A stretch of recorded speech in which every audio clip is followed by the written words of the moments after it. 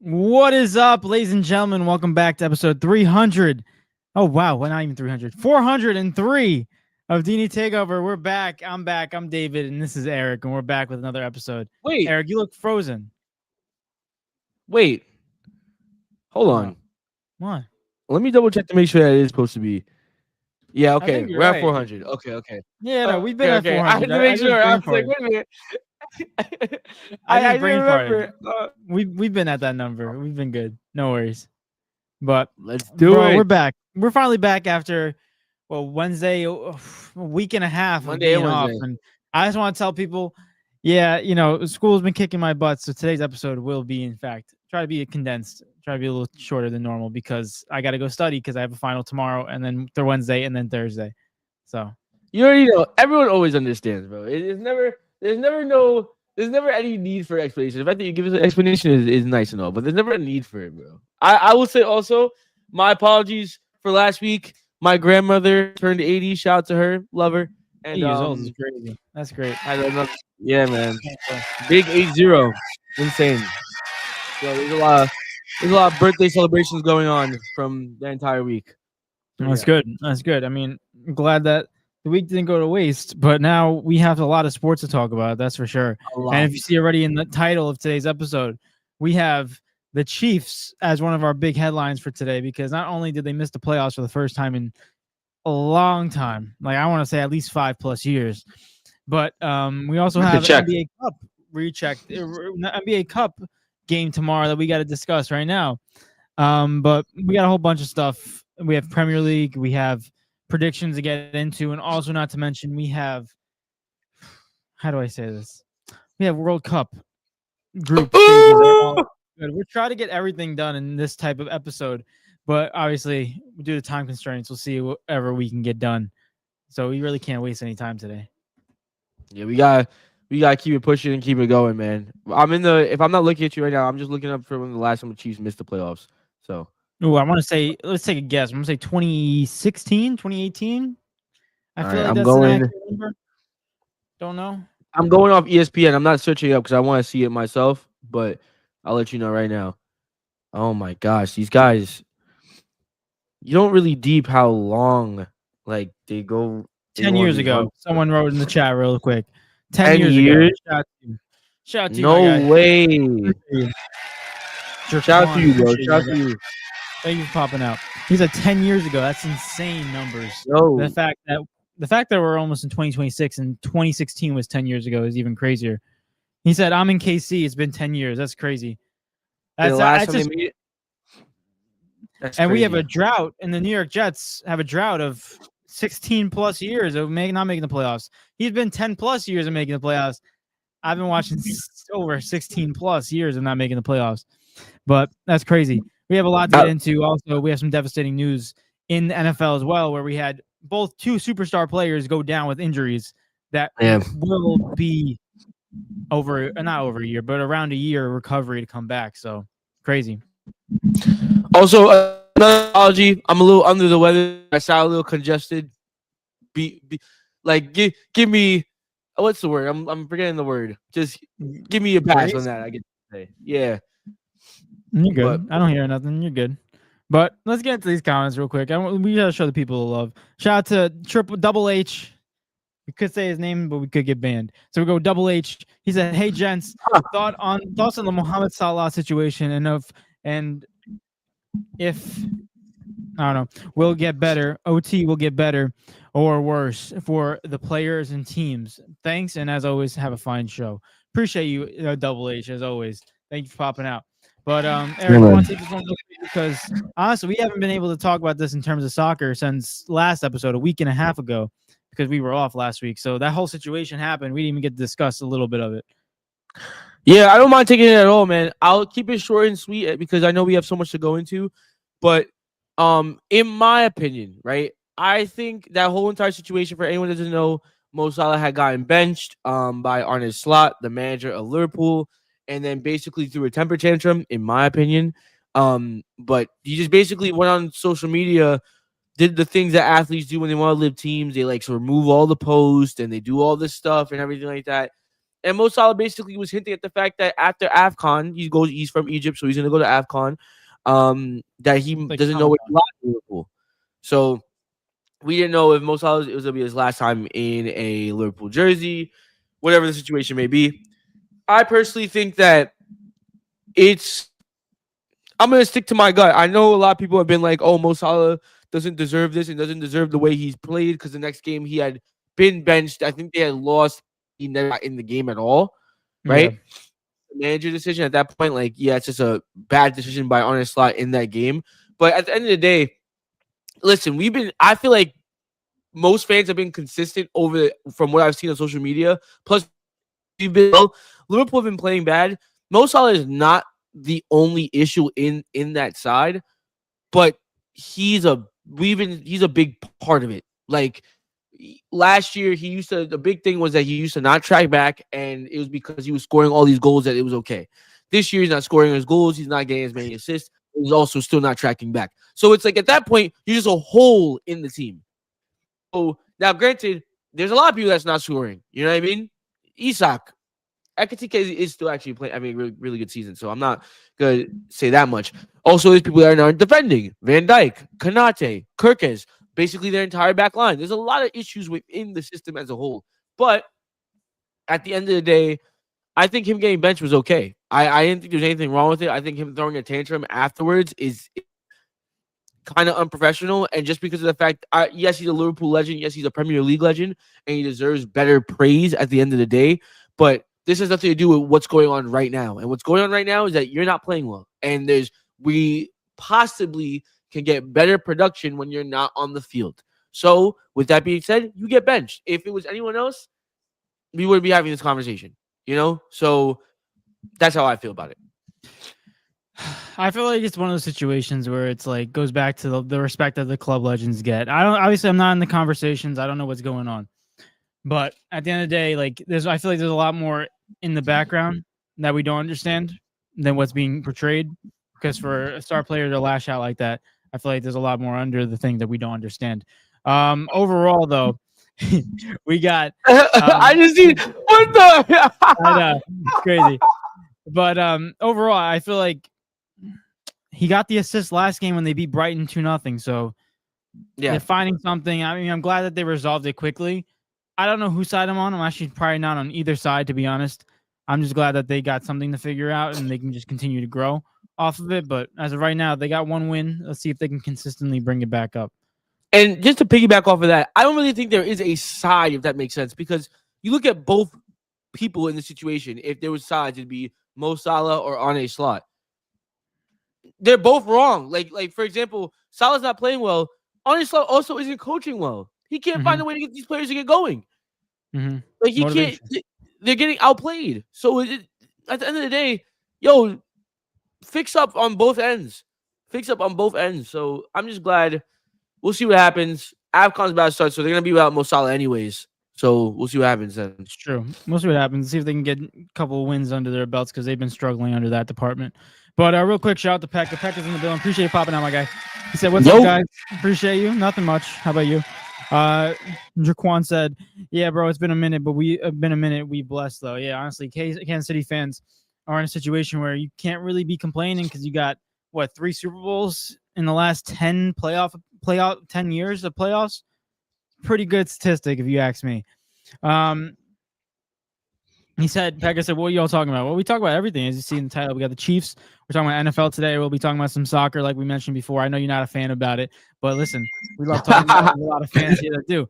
So we'll keep on talking about it. And also, we have NBA talk to get into because we missed a lot during the last week. Where you go? What's next? He said, Jaquan said to be in KC and the Royals and Chiefs get championships, we good. Just hope Mahomes gets healthy. Yeah, not only that, you a real talking point. That's the thing we have to get into because not only the main headline is the Chiefs missed the playoffs for the first time since 10 years, but I think another big headline is that you're going to be probably without Mahomes for more than half the season next year, which I think is a bigger issue to be talking about because now that puts the Chiefs in a weird situation where it's like, I don't know. I wouldn't compare it similar to the Bengals this year, But I will do in terms of their franchise quarterback going down for a large amount of the season. And the fact is, can someone else bring this team a couple of wins just in time for Patrick Mahomes to come back and do something for this team? Like, it's gonna be a weird situation for them. I don't know. I'm not too sure. But that's more talk for the offseason.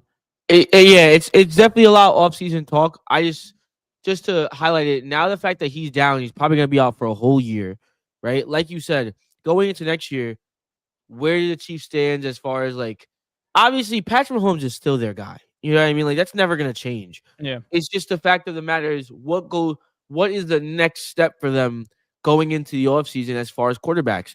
Is Gardner Minshew still gonna be like? Is Gardner Minshew gonna be the starting quarterback going into next year? Is he not gonna be like what's the next step that they take as the Chiefs organization? Because if I'm the Chiefs organization, you're still in a win now situation, right? No matter, even if it wasn't a good season this year, you're still in a win now situation, and you want to be able to set it up, like you said, going into next year.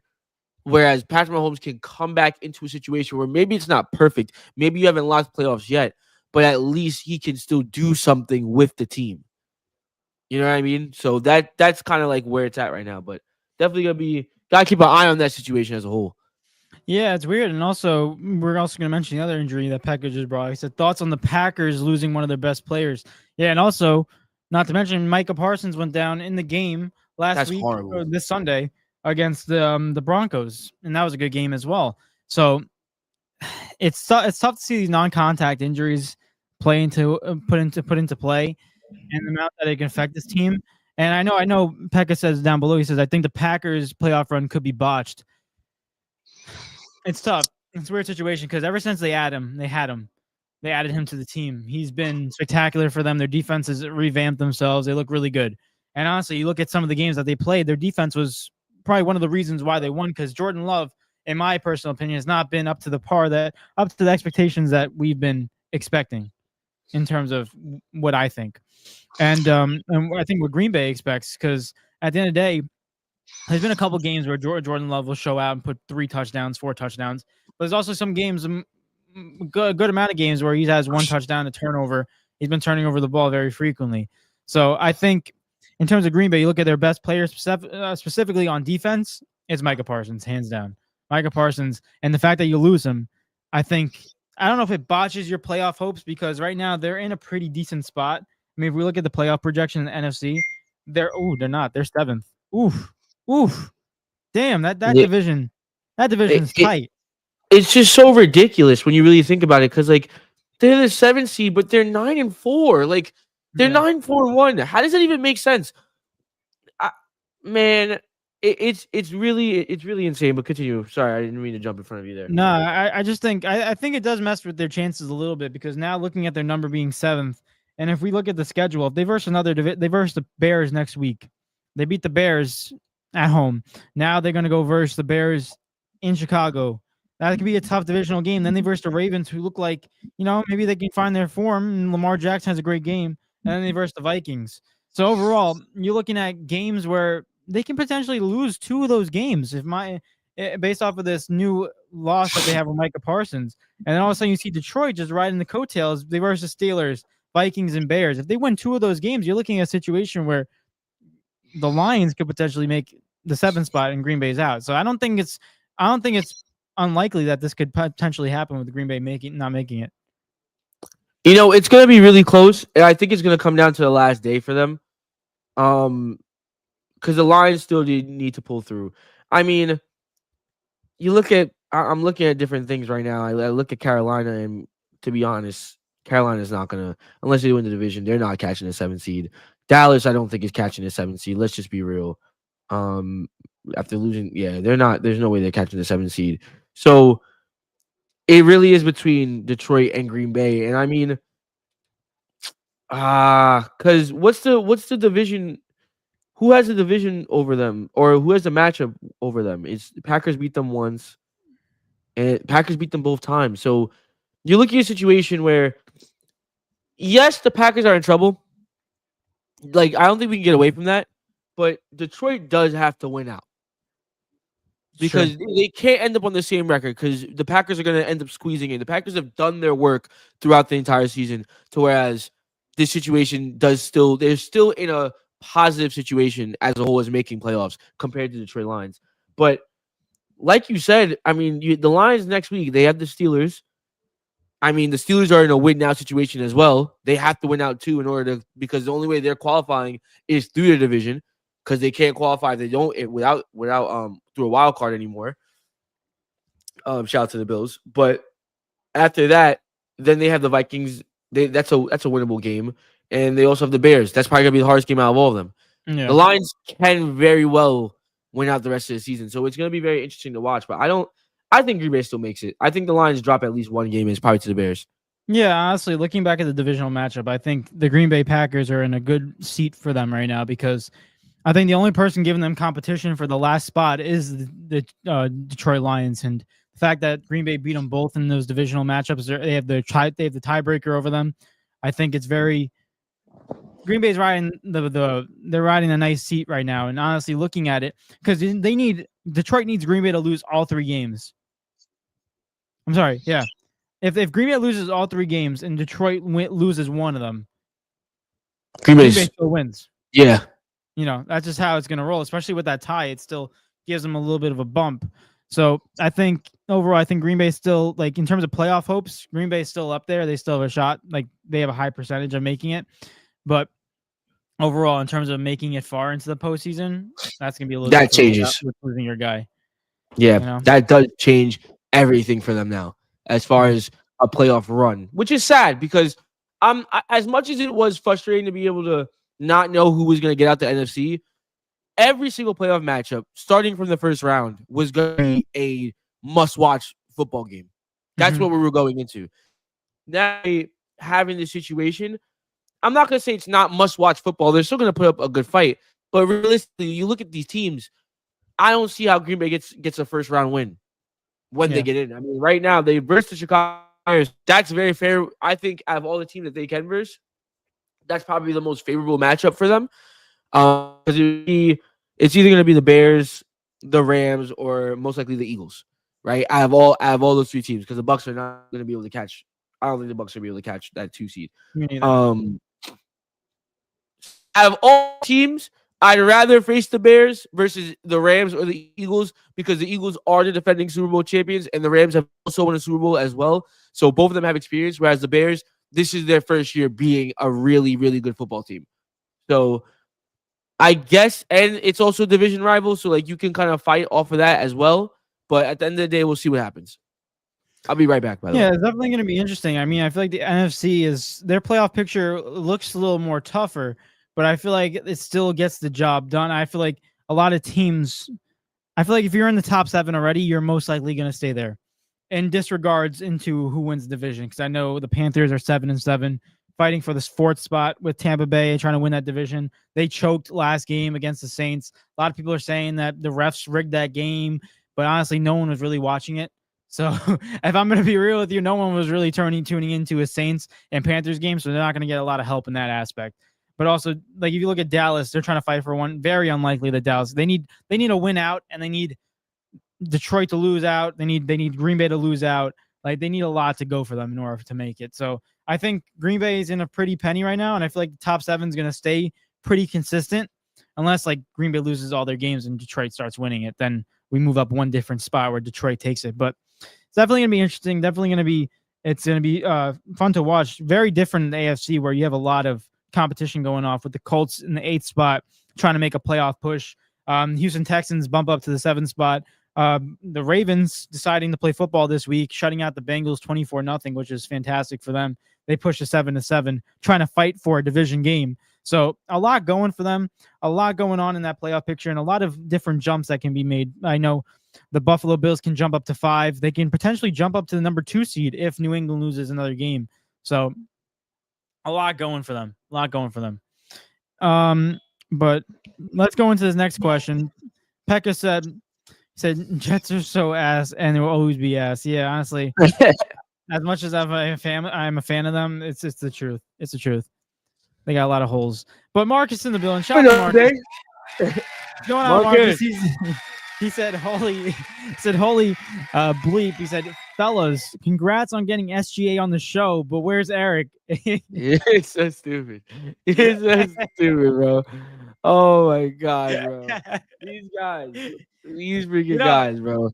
honestly, I was if we had SGA on the podcast, Marcus, you know, the first thing I won't be talking about is the Kansas City Chiefs. I'll be talking about how did it feel to be losing to the Spurs. Not even that. Not even that. Sorry. Like, ooh, how does it feel to be the most foul baiter type of player in the NBA?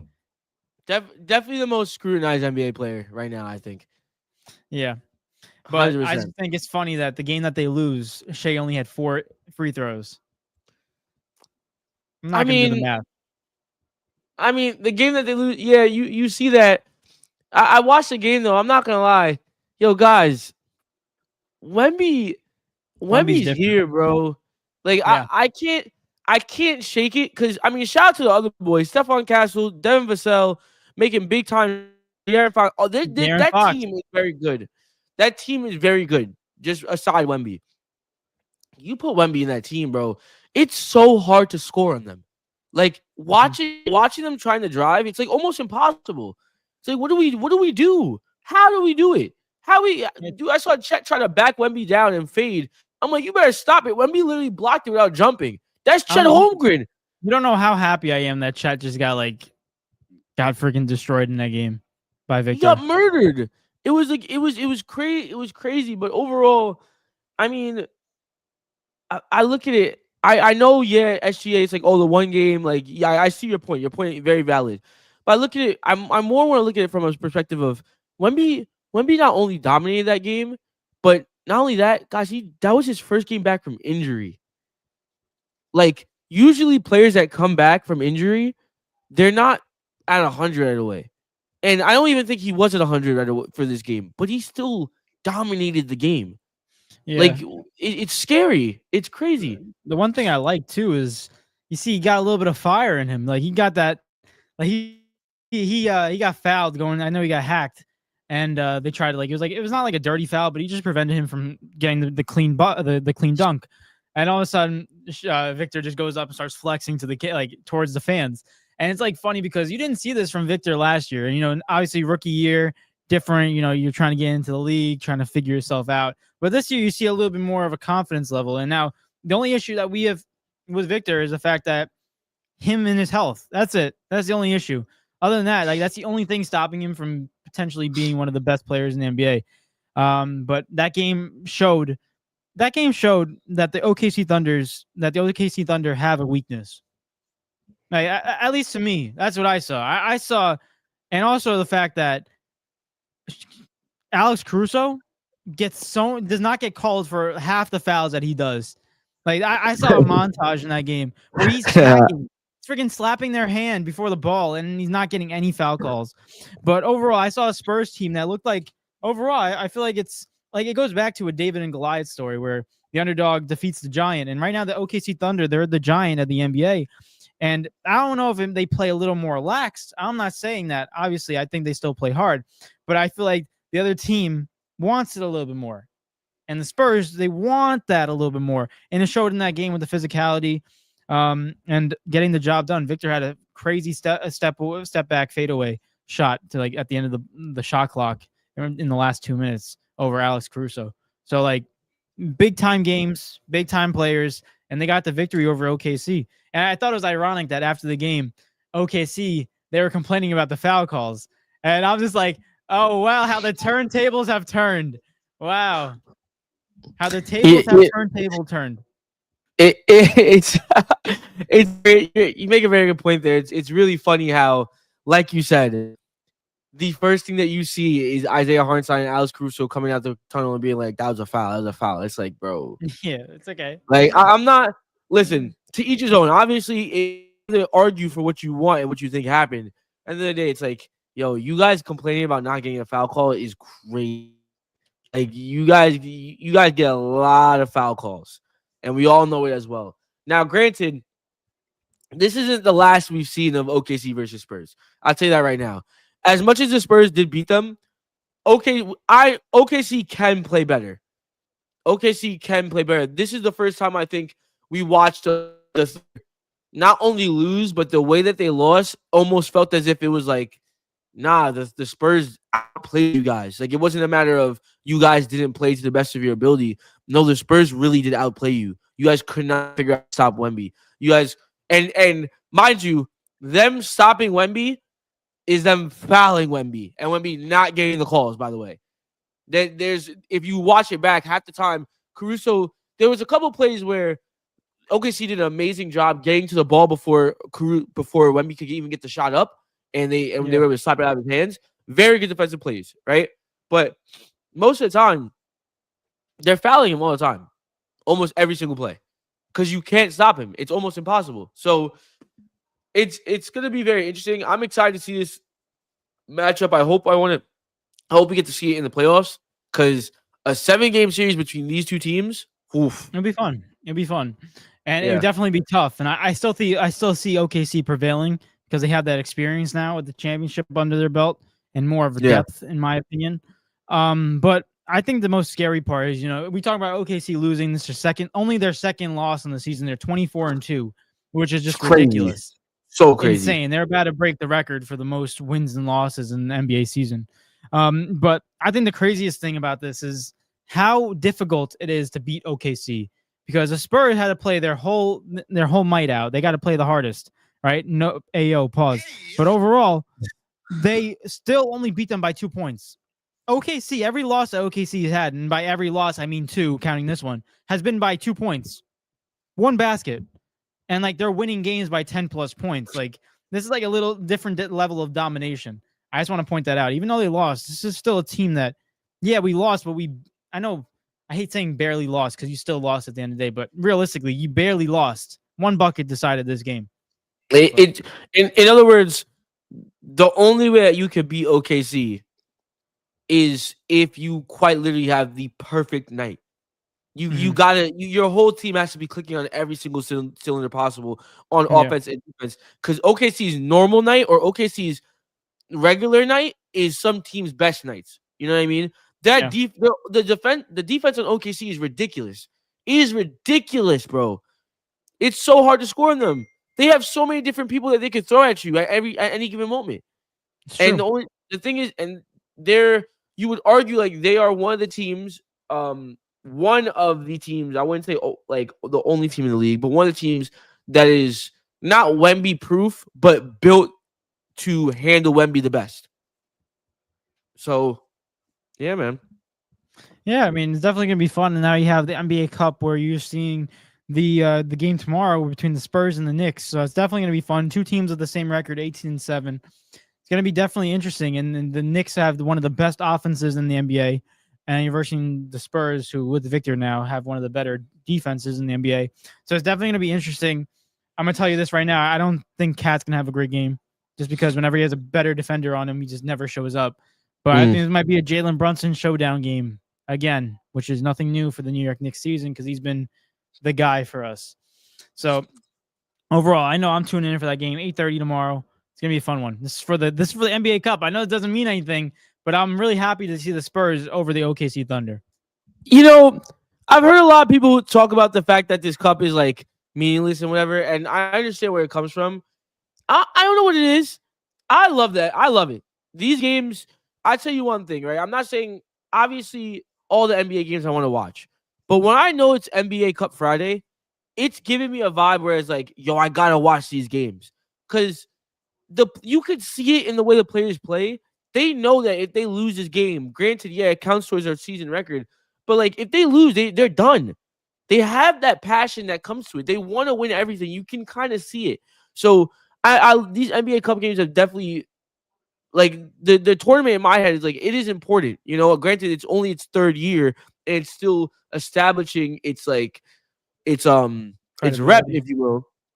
But you look at the past winners, the Lakers, LeBron James, the Bucks, Giannis Antetokounmpo.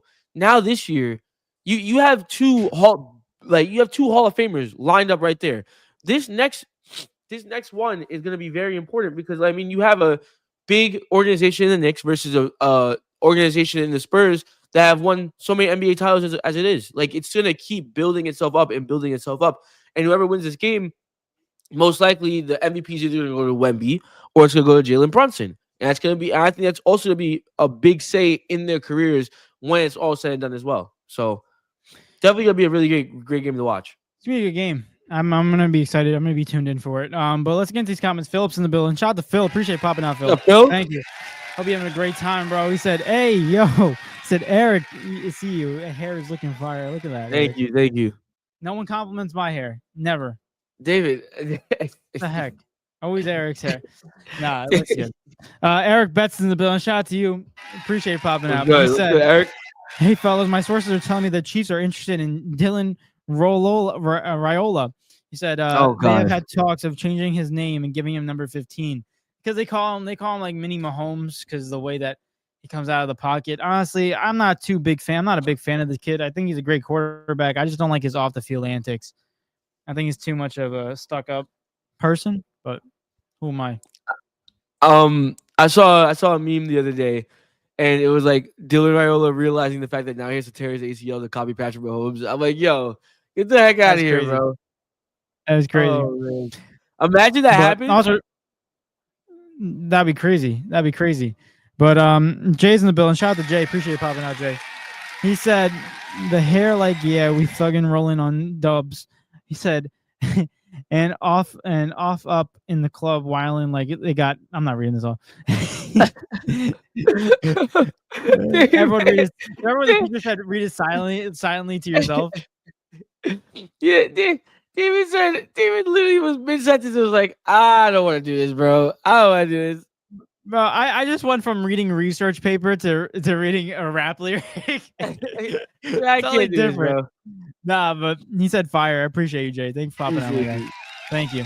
He said, so does Kelsey retire now and become a house husband with Mahomes being injured, trading the pads for collared shirts and khakis? Don't forget polo games. I don't know. The Kelsey thing is weird. I think they might give it another shot next year. But then again, I don't know because he's getting married this summer. I don't know. I have no idea. Let's wait and see how the married life is for him. Cause the over under on them getting divorced and Taylor Swift dropping the best divorce album of all time is still on the play. It's still in play for something to happen there. So let's see how he likes the married life, and then we'll go from there. Fair enough. Marcus says, he said, my question is for the MVP. Being from Canada, why is Tim Hortons maple coffee so underrated? Shay, answer that, please. He said Eric Shea, this guy. I'm not from Canada. My name's not Shea Gilgis Alexander. My name's Eric Hines. I just changed my hair. You know what I'm saying? I guess it's a little mix up. I've never been to Canada. So. I don't know why. Screw Canada. Huh? Screw Canada. Why screw Canada? I don't know. I don't like them. They're too nice. That's the New Yorker in you, bro. That's just the New York. Too nice. Although it would be nice to visit. Oh my gosh, man. But you never answered the question, Shay. Honestly, we can try to frame this. Imagine making a video like we interviewed Shea Gilgeous-Alexander and it's just you just impersonating him. We could get away with that. No one would, but no, we couldn't though, because they would click on the video and then they'd be like, "I just Shea Gilgeous-Alexander." I mean, I know for one, it wouldn't be me being the interviewee. I wouldn't be Shay because that would get a lot of dislikes, a lot of criticism if I was Shay. You're stupid, bro. But anyway, Double H in the building. He said, in my old countries, SD cat couldn't exist. Use your imagination on what would happen. I think we understand. I think we've seen history. I think we studied history to understand. Oh my God! Man. That is a that would be a foul. No, let me stop. That's a foul thing to do. Stop it. Bro. Oh my God. PBM 10, bro. PBM. Oh my goodness. So Eric, you look like a mix of Justin Jefferson and SGA together. Listen, people in the chat are SGA. Guys, I don't look like these people, bro. Like, there's no. If you look at a picture of SGA, I don't look anything like him at all. I mean, you look closer to him than I would. Obviously. Like, what the heck? Like, what? Bro, what? But This is not me. Like, what are we talking about right now? Oh what my do you call goodness. it? You know, it's crazy. What? I forgot. What? Damn it. Oh, Short-term okay. memory. Nah, Bad. yo, you gotta finish school, bro. That's cool. That's all Uh, in your head right now. That's what you keep right, forgetting. right now I got the game going on between the Pittsburgh Steelers and the Miami Dolphins, and this kind of just honestly just looks like a butt cheek game to watch. But Tua just threw a pick, which is nothing new because I kind of want to talk about this team No. in one Did situation he? because Eric, can you actually? I'm actually gonna go get something real quick, but I want to leave this question to you before I do. Miami Dolphins, they're in a weird situation. They're still fighting for a playoff spot, if I'm not mistaken, and they're in a situation where a lot of people are saying if they get rid of Tua, they'll be better off. I want to hear your thoughts about that because I've been hearing Tua getting out of there in the mix. I'll be right back. I'm gonna be honest with you guys. That's a very interesting topic to or a very interesting take in my opinion. Granted, Tua, yeah, he's been playing really bad this season, in my opinion. He's been very inconsistent as a whole. Do I think they'd be better off with him? I really don't know because what you're doing here is a lot of people are always ready to throw away somebody, but they don't without having someone in replacement or in, right? So it's like you get rid of Tua. Who steps into that role for the Miami Dolphins? Because you don't want a situation where now, I'm not saying Tua is a franchise quarterback in any type in any sense, but Tua is definitely not a bad quarterback. He's having a bad year, but I don't know if I would say he's a bad quarterback as a whole. But if you replace him or if you get rid of him, who is the person that goes in his spot? Or are we fully resetting? Are we fully going to a full rebuild with the Miami Dolphins? I'm not saying that they can't draft. I'm not saying that they can't find anybody, but it is hard to come by a really good quarterback that leads your franchise into the next couple of years. Also, might I add, you're looking at this franchise, you look at the division, you have to deal with the Bills who already have their franchise quarterback in Josh Allen, and Drake May with the Patriots, who is looking to at least compete for that division for years to come. So at the end of the day, I don't want to sit here and jump the gun and say, yes, they should get rid of Tua, they'd be better off. I would say maybe next year, if it continues, then we can have another conversation about it. I think it's just a little bit unfair because everything all out of whack this season for the Miami Dolphins from the beginning till now. And also they've been winning games.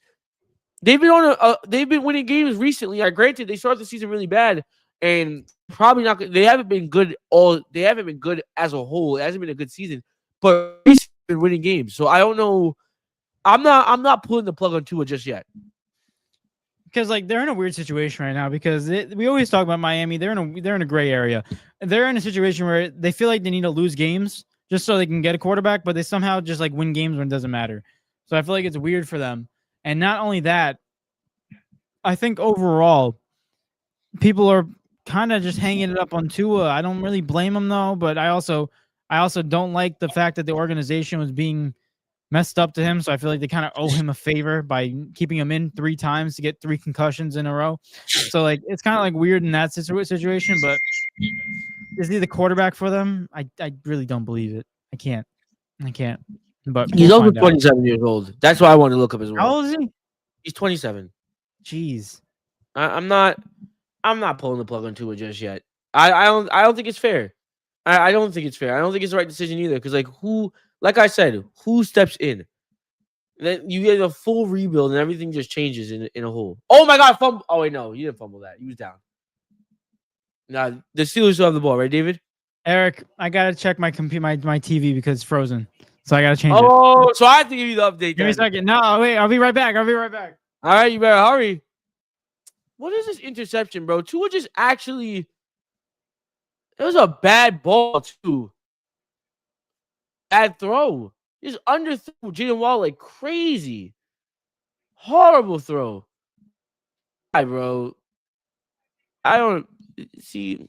I don't understand. I need the Dolphins to win tonight, guys. I'm a Ravens fan. I don't know on the podcast, so I need the Steelers to take a massive L today. So at least the Ravens can have a chance of making the playoffs. There we go. I fixed it. We fixed it. The Steelers still have the ball. I figured it out. What down is it for you? What time? What's the clock say? It says 6:50 right now. Woof! I'm at 6:09. Let's go. I'm ahead of you. 6:09? Yo, I don't understand. Let's go. I have the most foo-foo Wi-Fi in the world, bro. You know what's funny? Like, even though I'm ahead of you, there's still somebody that's more ahead. Yo, I mean the people at the game. It's true. They have the live updates.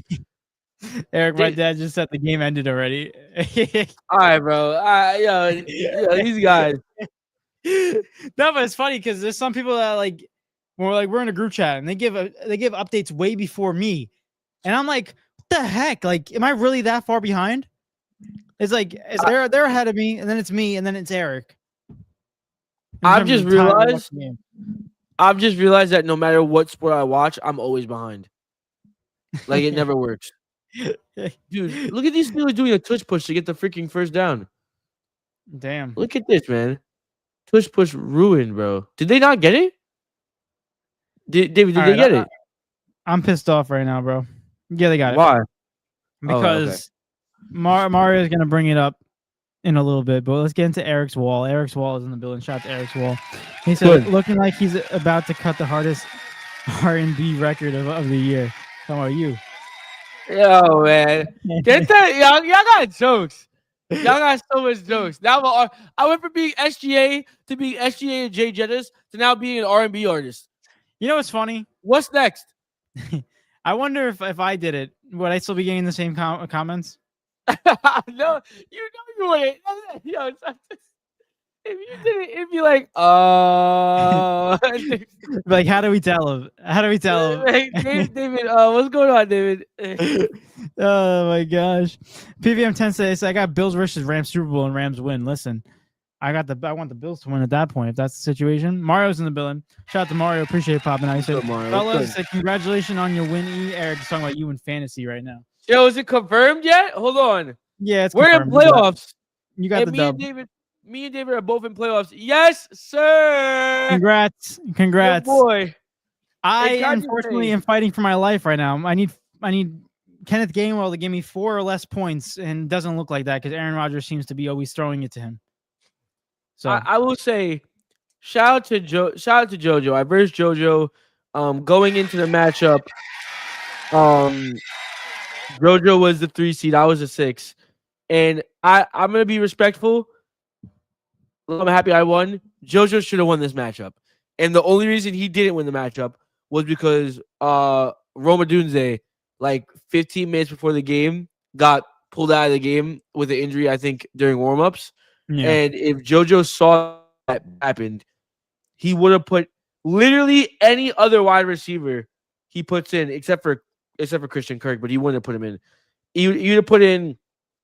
You could have put in Burden the third. You could have put in Troy Franklin. You could have put in Rashid Shaheed, and he wins this game. So yeah. I definitely get a little bit of luck on my side as far as that goes. But hey man, we move. We're in playoffs. There we go. On. Congrats. Yeah, David is fighting for his life as we speak. And the sad thing is, I kind of like this is sad because like it's not over yet, and I can still win. There's still a chance, but like it's annoying because if I would have put Trevor Lawrence in, I would have been up by 30 points right now. That's the thing. Everyone was saying that in the chat. I don't know if you saw it the other day. I did. And the reason why, to give Mario an explanation, since I didn't write it back on Instagram, the reason why I didn't do that, I thought, yeah, he might have a good game against the Jets, but also might be one of those games where they blow him out so easily that they just start running the ball. You know, I looked at that situation. And DJ Moore, I looked at in this, I'm like, he's not really his main target for Caleb Williams, but because Rome Odunze got injured 5 minutes before the game, all of a sudden DJ Moore is your number one guy. So, unfortunate events. Yeah, it's just how the cookie crumbles. I mean, that's been my whole entire season. Just picking half of the battle in NFL fantasy is injuries and inconsistencies that you just can't see coming. You know what I mean? Like it is a lot of luck. I mean, great that you can know ball at the end of the day, but at the end of the day, also a lot of it is luck. Like sometimes players just go down and you can't control anything about it, And or someone has a big game. Exactly, you can't control what the player does, and and not having Drake London for the last 4 weeks was very, very frustrating. And also to add on to it, at first I thought we were gonna have an upset because David at one point was looking like he was gonna upset Perdone because David's 5 seed before. Perdone's looking like he's gonna catch David. And at one point, Kyle's 2 seed was in jeopardy. Kyle's 2 seed was in serious jeopardy. It's looking like Kyle's gonna end up walking away with the W there. So going into next week, I forgot how I set it up. So I don't know if it's like I'm gonna verse Mario right away, or if I'm gonna verse Kyle right away. It's one of the two because I'm the lowest seed. It's probably gonna go through. But Mario has to buy. Hey man, I'm doing this for D&E, David. I'm doing this for D&E. You gotta take over the keys now. I mean, it's not over. I'm still in it, but we'll see. I gotta get this W. I gotta win the money. I gotta do everything, bro. It's gonna happen, bro.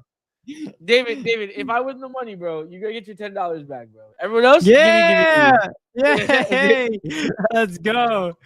That's what it's all about. Nah, but that fantasy league's going off right now. PVM 10 said the OKC Thunder this season are the best team ever in history, 23-1. Now 20, I think they're 24-2. Yeah, 24-2. He said it snowed by my house yesterday, so I was shoveling my driveway in 16-degree weather. Bro, snow is so overrated. It's only nice when you can like look at it and like when you're driving and it's like on the trees and the roads are clear or something like that. Like it's nice to look at, but to deal with is never cool. Bro. So overrated. It's nice to look at. It's so overrated. You don't like a snowy like view? I mean, yeah, but not by me. Where else would it be that you would be able to see it then? I'll be in the forest. Like if I'm in the forest and I'm looking, yeah, it looks nice over there. But once it's in my neighborhood, nah, it doesn't look nice. He said snow's not welcome around my neighborhood. They're not welcome to this forest. For real though. For real. Jay said, he said, you look like that. All right. I know. CJ, I think you do this on purpose. I'm dyslexic and he still writes this stuff. He said, you look like that white kid dressed like Iverson if he did it.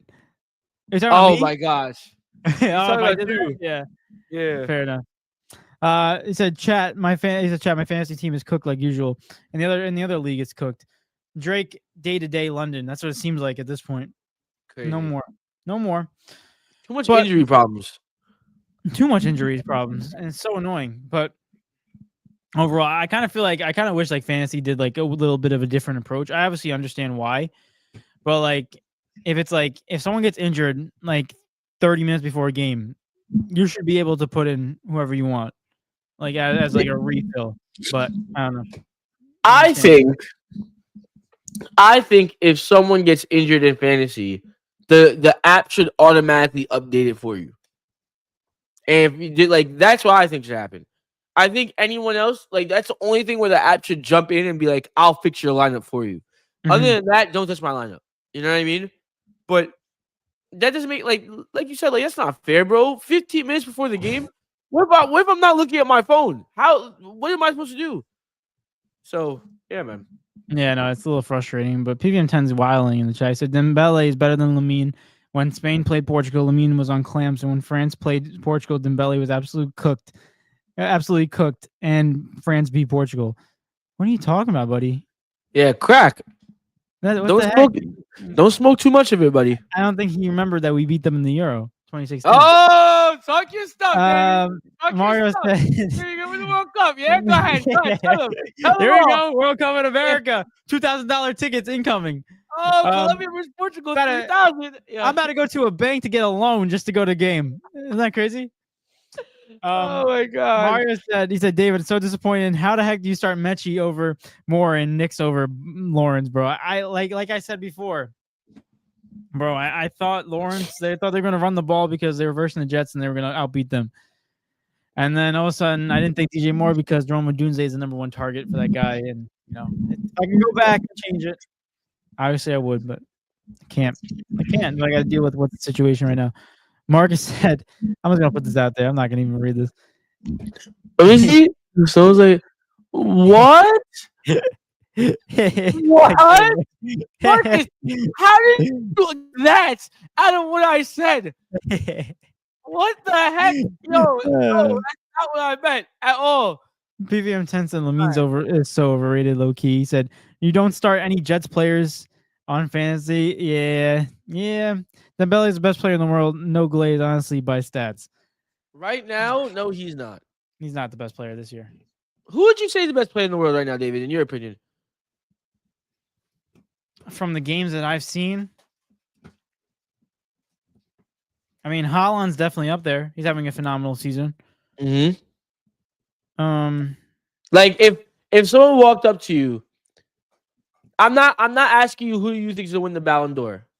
Yeah. If someone walked up to you and said, David, who do you think the best player in the world is in footy?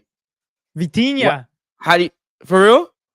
I think he's up there. I don't have a number one, but I think he's one of the guys I would pick. You got it. If someone asked Haaland, Vitinha. Between those two, you pick one of those two. Yeah. Two different positions. I can't stand it. You know what's crazy?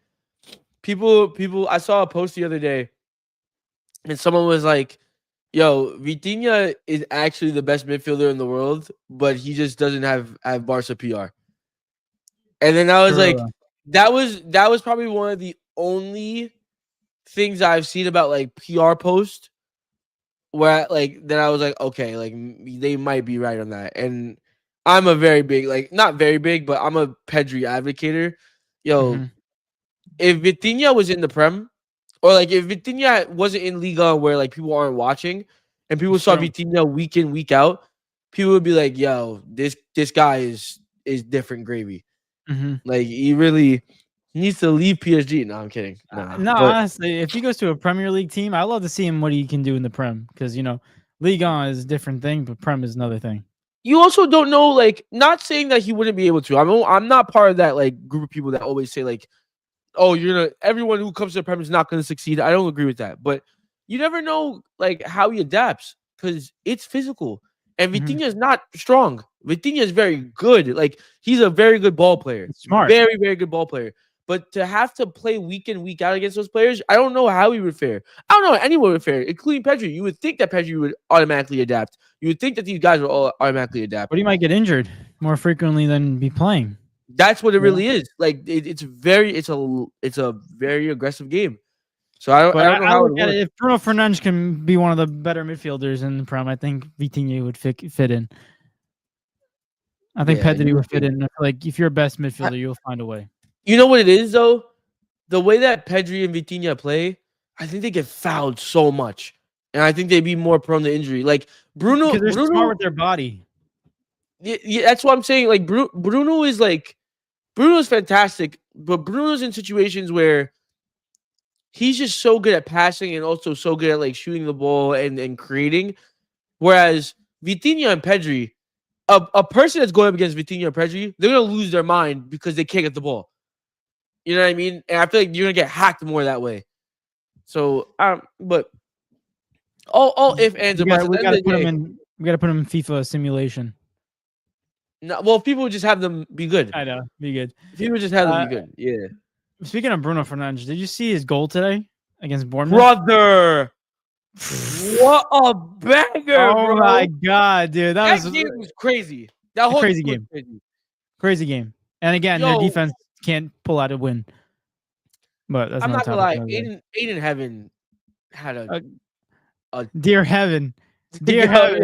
Yeah, I'm not gonna lie. I looked at the bench and I was like, no, why is he even starting? And then I realized that Harry Maguire and Matheus De Ligt were both injured. Yeah. I was like, bro, if they have at least one of them, they don't concede 4 goals. No disrespect, but Aiden Heaven was horrible, bro. He was horrible. It was so I missed most of the first half, but me too. I got the whole second half, brother. The first goal that they scored out of the half, yo, I don't know how to explain this to y'all, but as a defender, Evan Nilsson being able to take a touch right in front of you, in between, like in the middle of the defense. They're playing a 3-back. They pass it in between him and Euro. For him to be able to take a touch forward and finish, and you're not touch tight to him, yo, what? It's bad. Now it's different. It's different if like he takes a touch and he holds you off and then finishes. Granted, that's still bad, but because that's your job. But at the end of the day, he just stronger than you, did better. But like Aiden Heaven wasn't even near him. He couldn't get close enough. He had enough time to touch, look, shoot, goal. Like, it was horrible, man. Even the second goal, like I mean, the fourth goal for Bournemouth came to the middle again. It was like, bro, what are we doing? This guy's giving goals. Like, yo, man, horrid. It's hard to watch. It's really bad to watch because even when, well, that Bruno Fernandes goal was spectacular, upper 90, like perfect. You can't place it any better than that. But overall, you look at it, and then I'm like, in my head, I'm like, they're gonna concede another goal. It's gonna be a tie. And what do? They have a lead and they conceded as always. But yeah, that was just, you got to get delete back. Once you get him back, he's been a really good defender for Manchester United. If he's in, I think this game is a win for Manchester United. I think there's a lot of things like there's a lot of asterisks in for both sides, because I look at the goal that Casemiro scored in the first half. The keeper had a howler for Bournemouth today. Like, he just didn't have a good game, right? And I look at the other side of it, like whereas like Manchester United got away with that one. In other words, when I look at the other side of it, Bruno Fernandes' goal, fantastic. The reason he got the free kick, I don't know if you saw, in my opinion, that wasn't a handball. It hit his shoulder. Yeah. And they gave the free kick and it turned into a goal. Like, there's so many situations that are like a bunch of if, ands, or buts. If it goes this way, if it goes that way. At the end of the day, bro, what a freaking game. And also, Semenyo only getting a yellow card for grabbing Diogo Dalot's throat. Yes, another one as well. It's like in other refs 100% might send him off for it. You know what I mean? It's a lot of questions that you could ask. Like, what if, like, do you give a yellow? Do you give a red? How is it? Unfortunately, in this day and age, with the way that soccer works, I don't know if it's a red or if it's a yellow. Because if we wasn't as, the way the game that is played today, the way we watch the game today, that's a red card, right? Yeah. If I'm the referee, do I give him a red? I actually don't even know. Like, but you have an argument as to why you could. Yeah, that's what it is. It's up in the air. That's essentially what it is. But I don't know, bro. It is what it is. All I know is that Manchester United is sixth, right? No, fifth? They're fifth? They're sixth. They're sixth now. Which is, I don't think it's bad. I like it. I like it. They're better than West. Here's the thing. I like it because they're putting up matches where they're actually showing that they can be good. Like, there's some games where I look at them like, wow. Like this. Like, if you would have looked at them last year, bless you. If you would have looked at them last year, you would watch, okay, they put a good game, and then next couple of games are going to be garbage. But this year, it's like they've been consistently up there, and I do respect that. But we'll see what happens. Hey, give me 1 second. Do your thing. I'm going to read through the comments. What are we up to? Mario said, but no Mechie. Yeah. And he said, okay, but Mechie. Yeah, I know. If I had to redo it, I would change it, but unfortunately, I can't. He said, tomato. Marcus he said, PBM10 said, Mbappe is the fastest player in the world with up to 24 miles an hour. Yeah. No, he is one of the quickest guys in football. He said, what's your that's your problem. When in fantasy, you should be checking. Listen, I was checking, but at the end of the day, sometimes you can't be checking. Sometimes life gets in the way. PVM10 said, I think we can all agree that England beats everyone else except for France and Spain. I don't think in terms of leagues or in national team, because I still don't think that's true. He said England does the same every time. They make it far but don't finish. If they played Portugal, they would get BTA by them. I promise you, bro. I hope Portugal does something in the World Cup. That'd be great. That'd be great to watch. I'm gonna wait for this comment, Mario, because Eric will appreciate this one. He will appreciate that. But as we wait for Eric, let's get into some updates on what happened in the NFL this week. So we have Eric. Mario has read this message from Mario. Kenny Yildiz, baby from Juve. Yo, Kenny Yildiz is baller though. He's baller, but like, I mean, no one was talking about him, but sure, yeah. Listen, he's good. He's playing. But let's go back into the NFL week. I wanted to actually do our predictions from week 14. Just all right. We understand. I'm not gonna really get into the scores. I already marked down. We're an hour in. I know. That's why I don't know. This is gonna be. David, we gotta go through them quick, and then we'll just run through everything else, bro. So the predictions from week 14, because we didn't even get a chance to do week 15 because we were out last week. But week 14, I marked down what the check marks are. So if you don't believe me, then go check along while I'm doing this. But if you do believe me, I hope you do. Then I already have all the stats marked down. But what do you call it? So to give you an update on the score, Eric's leading this prediction game 35-31. He's got a nice, comfortable lead right now. But let's see. I already told Eric he's not going to like this week already. Oh, my God. I don't like the way you're talking, bro. I don't like the way you're talking. Actually, you know what? I'm going to bring in the scores of this game. I know this is week 14, so this is not this week that happened, but we'll get into it. Eric had the Thursday night football game. He had the Cowboys versus the Lions, and he had the Cowboys winning 28-24. The Lions won 44-30. So I can't give you a point for the team or the score. You did say that Dak Prescott was have 3+ touchdowns. You went for it, and you only had 1. So I can't give you that. But you did say that Jahmyr Gibbs was going to have 80+ yards and 1 touchdown. And Jahmyr Gibbs had 3 touchdowns and 120 yards total. So you get a point for that. All right, I'll take it. See, this is what I get for freaking being balls to the wall. I was feeling confident. Yeah. I was like, let me go for it. So you got 1 for that. And then also you said that the Texans versus the Chiefs game, which was that Sunday night matchup, you had the Chiefs winning 31-20, and the Texans actually won 20-10. So I can't give you a point for the team of the score. You also said that Mahomes was going to have 200+ total yards and 3 touchdowns. Mahomes got the 200+ total yards for you, barely, by 9 yards. But he had 3 interceptions instead of 3 touchdowns. I said 3 interceptions. That's what I said. That's what I said. That's he said. That's very specific if you said 3 interceptions. That's crazy. And you also said that CJ Stroud was going to have 1 turnover, and CJ Stroud did not. He had a clean game. So you went over 4 in that game. Oh, my God, bro. So that brings your total. Bodies. They switch bodies, bro. That brings your total up to 36 for the week. You only gained 1, so this one's going to be not going to help you. And in my game, I had the Packers versus the Bears.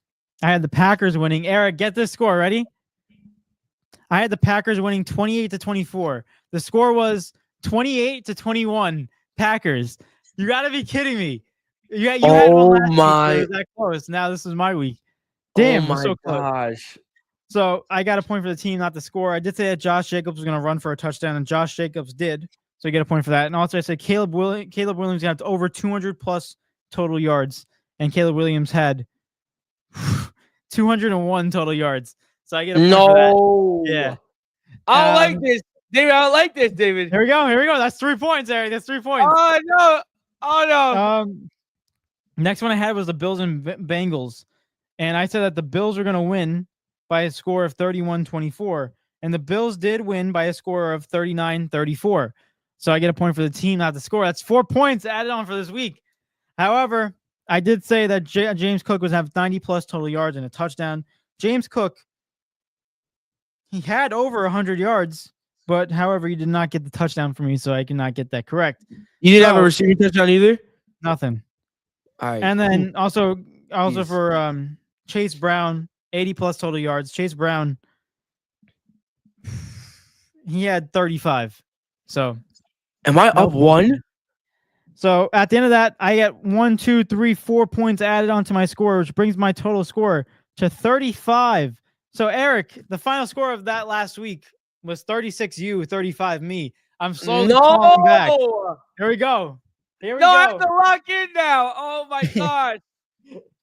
Oh, bro. Oh my gosh, I can't choke. There we go. I've had the lead all year. I know. Here we go. It's getting close. This is what happens when you get excited, guys. You should just. Oh my goodness, bro. Shake my head.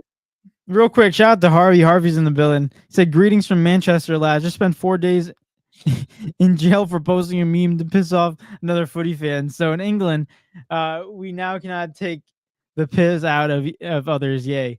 Yeah. No way. What? Yeah, no, you never heard about that? Yeah, in England they arrest you. I don't know if this is true. I don't know if Harvey's telling the truth or not. But I know in terms of like their laws, they arrest you for saying like memes or Facebook memes or whatever. Like you say like something harsh on internet. It's kind of like dictatorship. I don't like that at all. That's not good. What? Yeah, it's kind of scary. You can't meme people. Mm. Oh hell no. That's not it at all. God bless America with that stuff. Yeah, that's not it at all, bro. Crazy. If that was the case here in America, I think not 80% of the population would be in jail. Well, yeah, 100%. Dude, everyone would be in jail. Not me. Because you would have one or the other. Like it all depends on what you feel as if it's actually, bro, the stuff I say on this podcast, does that count? We both be in jail, bro. What? No. What the heck? If I go to jail, I got to get a haircut like Eric's. No, we both go they probably buzz it down. If I went to jail, I'm shaving all my hair off. I'm shaving my hair off, and I'm like putting I'm putting those what are those called? Like those little fake tattoos, teardrops. You're not getting a teardrop, no, bro. You gotta if you can't be tough, you gotta look the part, right? No, bro, no, because they would sniff you out in seconds, bro. No shot. Yo, literally and figuratively, I feel like. PB10, I gotta go, guys. I have some stuff to do in the front yard. Where the hell do you live? It's 9:00 at night if you're on Eastern time. But do your thing. Have fun. Even if it was, even if you're doing 6 p.m. front yard work. Yard work? You said it snowed. What the hell yard work are you gonna do? Yeah, well, yeah, yo, PBM, what are you chatting about, bro? With his lawnmower. This guy. Harvey says that I called another fan base wankers and with a meme a day later they were at my house. Listen, dude, you know how much I feel it's so stupid. Like, you know how much work that is? Actually, let me stop, because if I step foot in England one day, they might let me stop. Never mind. He said in my country that's called blunt rotation. Well, that's dumb. I'm sorry. That's dumb. Blunt rotation. Blunt rotation. Sounds like something Snoop Dogg would be familiar with. No, let me stop. No, that's crazy though. Because honestly, bro, I'm just saying, I'm happy that we have the freedom to say what we want. Kind of good. Not kind of. It is good. Yeah, but like that's like, dude, I feel like it's more work. Like you tracking down what people post on social media, like on some. Oh, I don't like your fan base. Yeah, brother. If that's the case, like I guess, because if you go to a soccer game, they're calling everyone that word. Every single Manchester United game, any game you go to, they're gonna be calling that word. So you don't go to jail if you say it in person, but once you say it in a tweet, you go to jail. That doesn't make no sense. Bro, who decided that, bro? That was stupid. So stupid. Dictatorship. It's dumb. I'm sorry. I think England's a great country. I would like to visit one day, but their stuff is that stuff is ridiculous. Remind me never to post while I'm there, bro. Never post anything while I'm there. We gotta watch. I gotta watch Manchester United play. Oh my gosh. Real quick, let's give a recap of this week 15 in the NFL. We had the Falcons beat the Bucks 29-28. Buccaneers fall out of the division after that game, but they bounce back in because the Panthers don't know how to beat the Saints.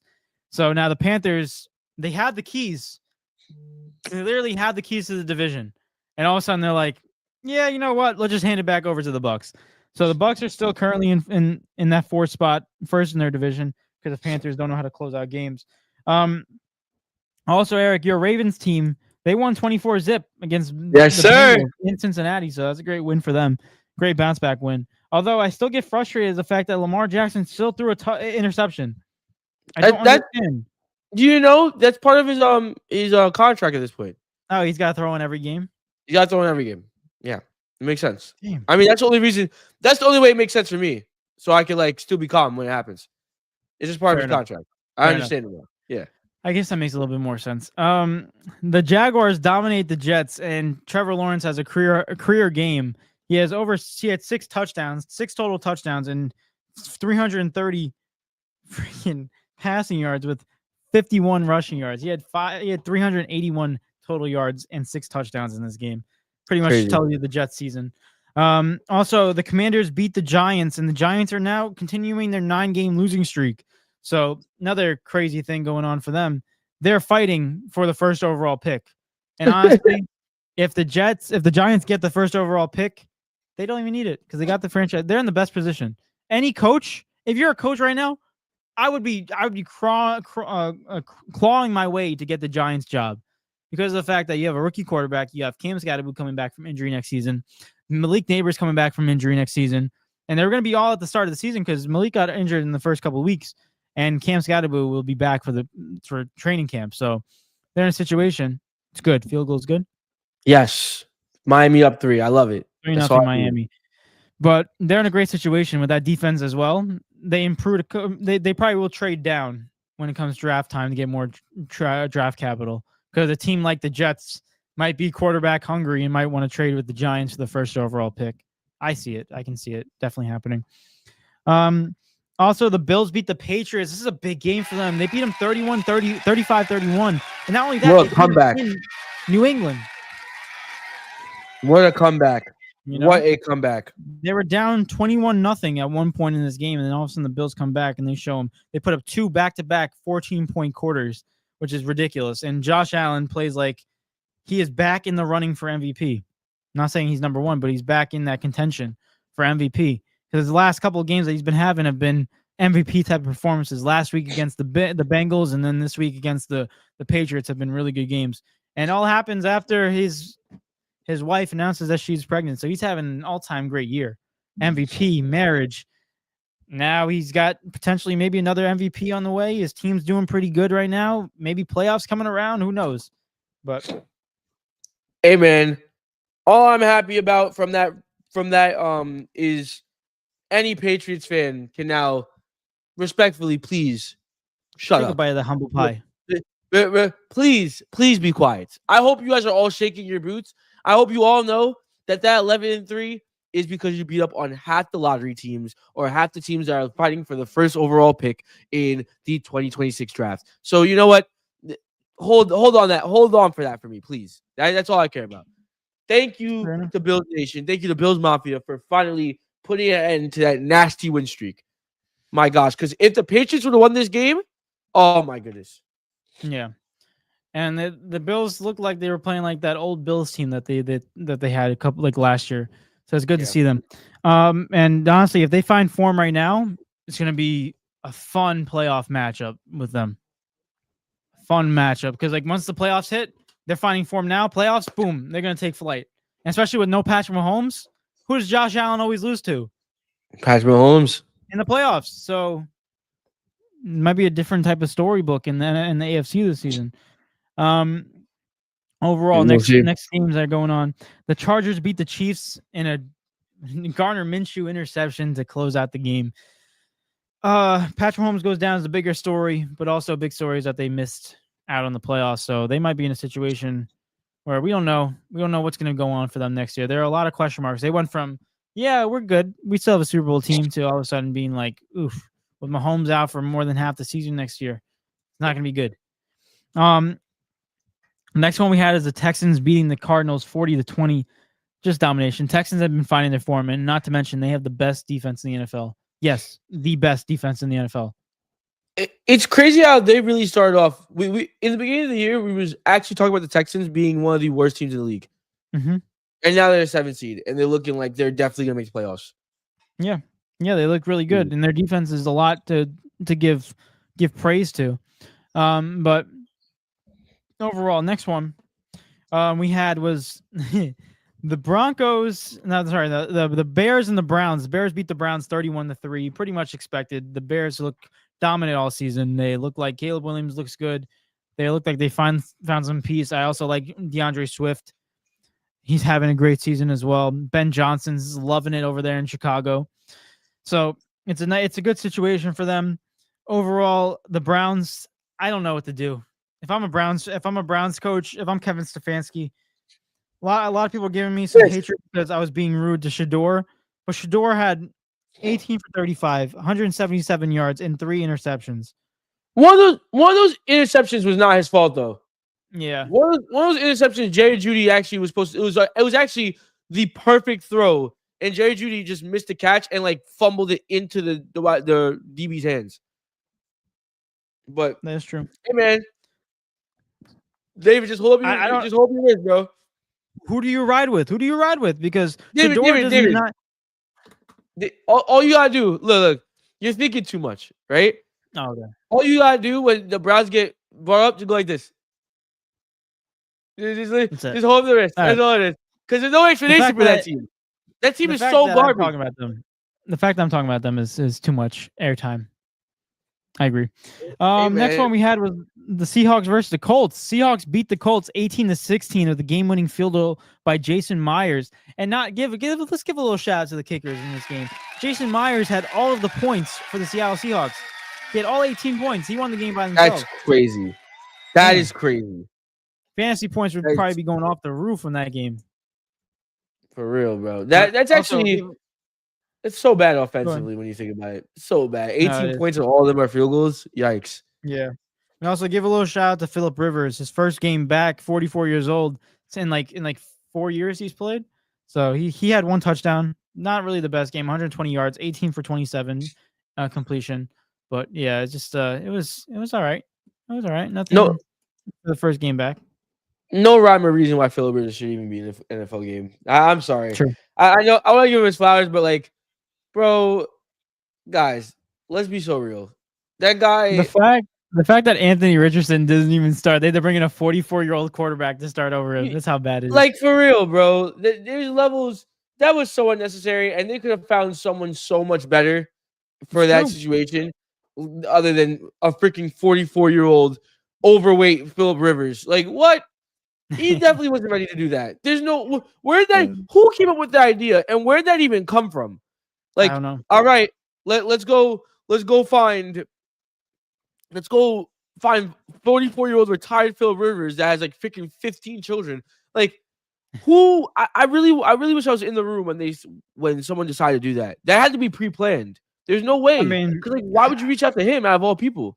I don't know. I just think if you're Anthony Richardson, you're like, damn, I really messed up my career. Like, it doesn't get worse than this. It really doesn't get worse. For real. 44, dude.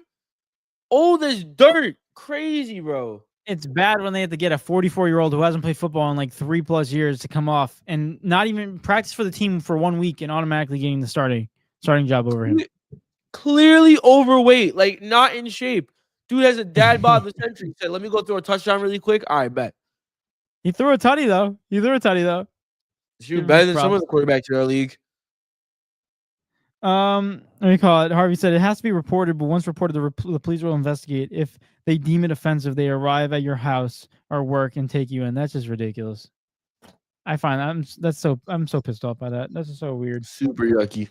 No, I'm not feeling that. And what do you call it? A quick little update. I think fantasy I lost.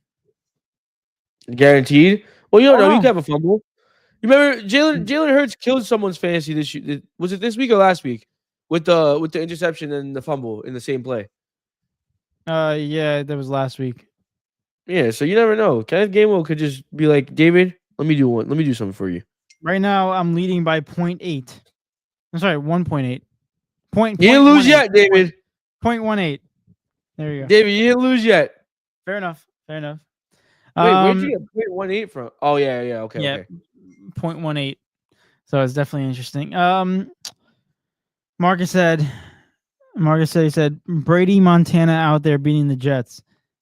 For real, the way Trevor Lawrence was playing, their Jets defense made him look like he was the best quarterback this season. So crazy. So ever heard of an intelligent Patriots fan speak? No, me neither. They sound like a bunch of kids learning to read. Their accents don't help. That's for sure.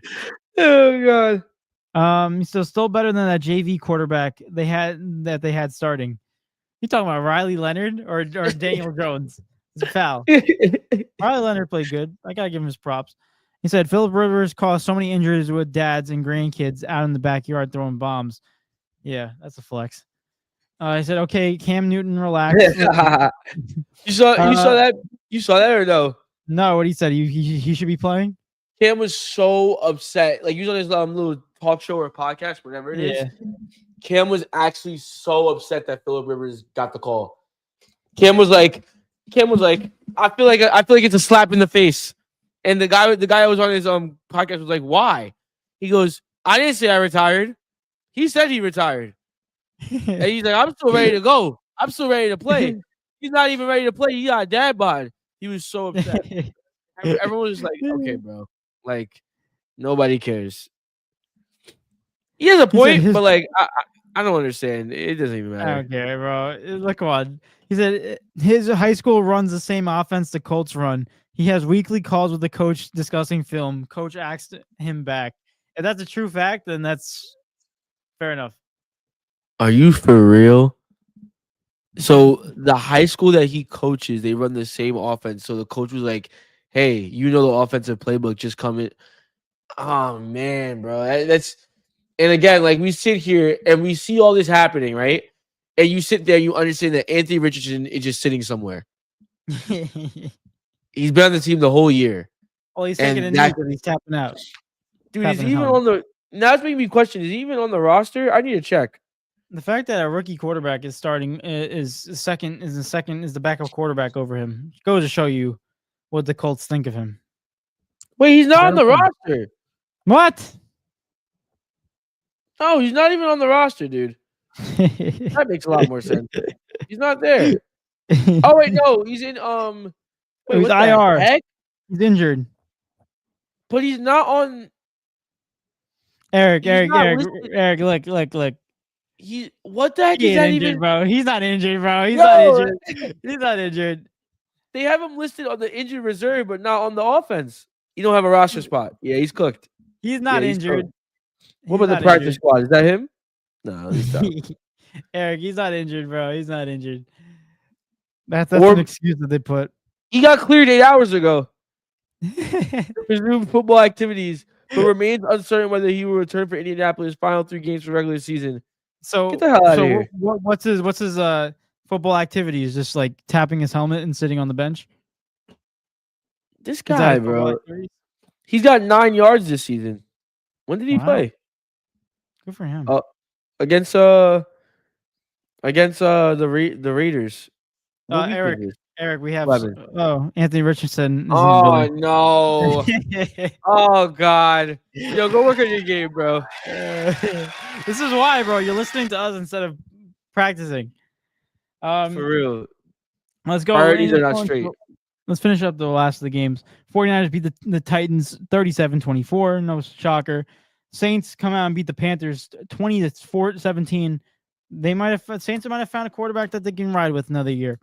Rams beat the Lions in a great game shootout 41-34. And the Vikings beat the Cowboys 34-26, which pretty much, I know they're not eliminated the Cowboys, but it's going to be near impossible for them to make a playoffs. And also the Broncos beat the Packers 34-26 in another great game. Broncos continue their win streak. Broncos have solidified the first playoff position in the AFC. Yes, they did. The only two teams to lock a playoff position are the Broncos and the Rams. And the Broncos are the only team to have a 11-game win streak. God, bro, that's another team where it's just like, dude, the playoffs is gonna be so fun to watch this year because teams that are the first seed are gonna be taken down so quickly, and people are gonna be so confused. It's true. Like we're gonna have a real conversation. Imagine if the Ravens sneak in and start playing well. Like they could. All you need is a playoff spot. For real, because like who in the playoffs has experience other than the Bills? All these teams are gonna be fighting to get there. Like I don't even know what's gonna happen. I think if the Bills and Josh Allen are fully healthy going to the playoffs and they have momentum, as much as obviously I love Josh Allen. I think he's a tremendous, great quarterback, one of my favorites. I think this might be his year if that happens. If they're on, because realistically, the only person that is his quote unquote kryptonite in the playoffs is Mahomes and the Chiefs. So I'm not saying it's definitely going to happen, but it gives him better odds. I mean, if that's the case, I think he's just losing the Super Bowl this time. I think he loses to the Rams and Stafford. Fair enough. But Anthony Richardson said about to pull an Abdul Carter and just sleep the rest of the year.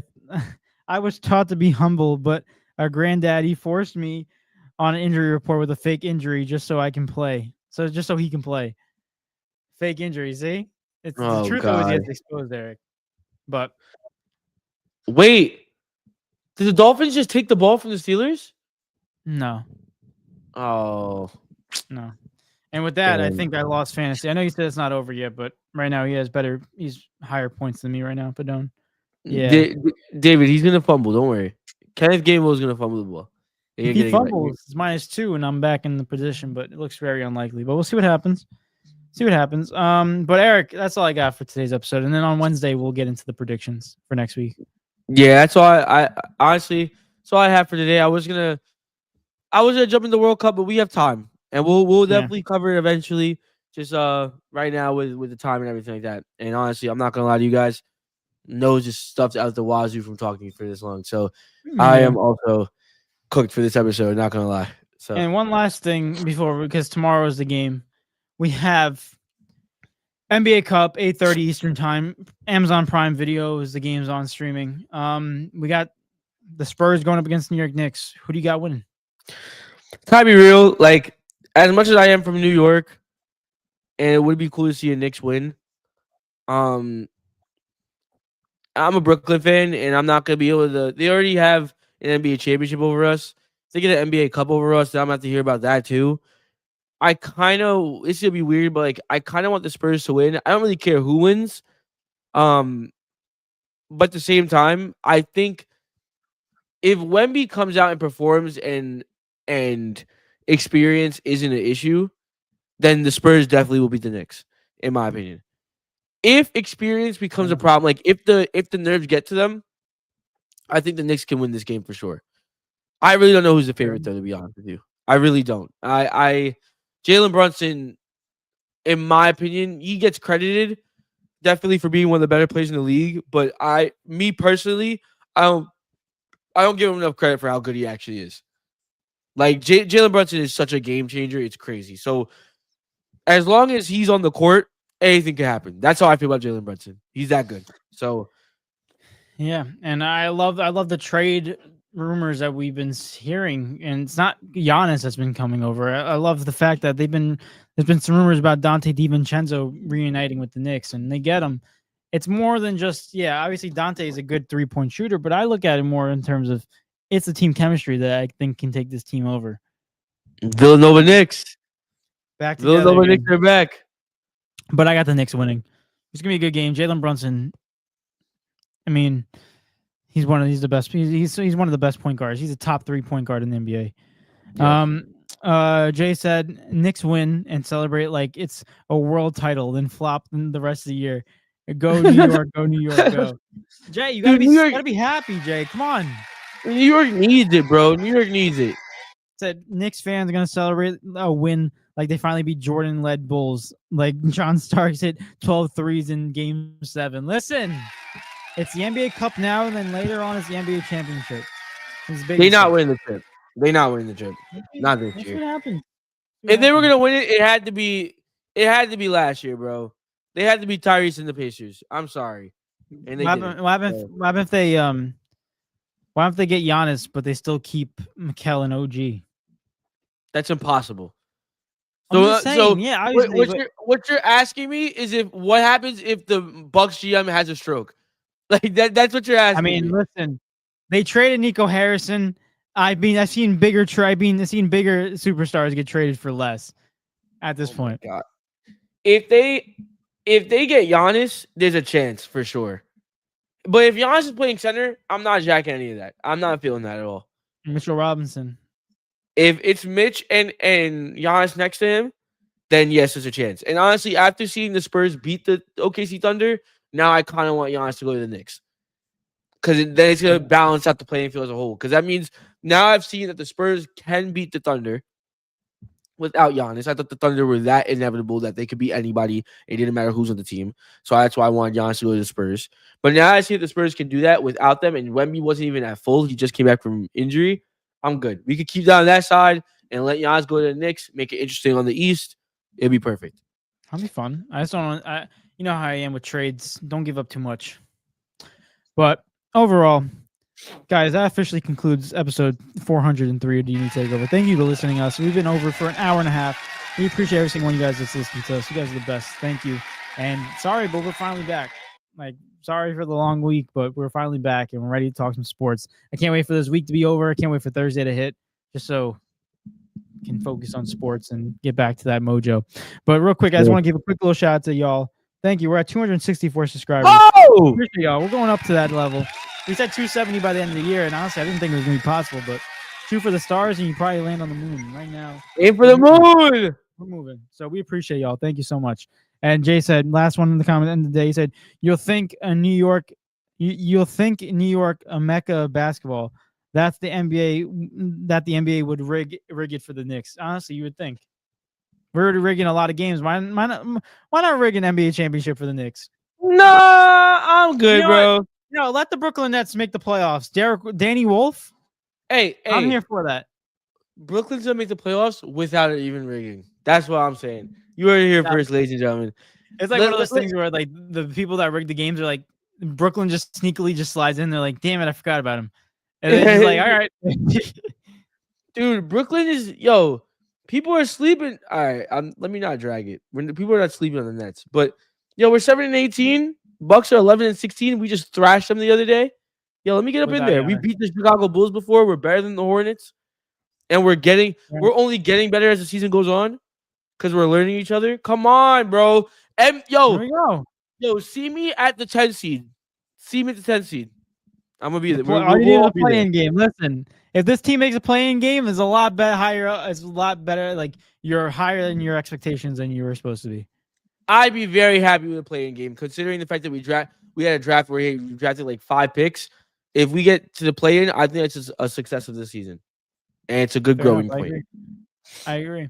But without further ado, guys, 264 subscribers. Thank you so much for that. And as always, if you enjoyed this episode, hit that like button, subscribe if you're new, and share the show with everyone that you know. We love y'all. We appreciate y'all.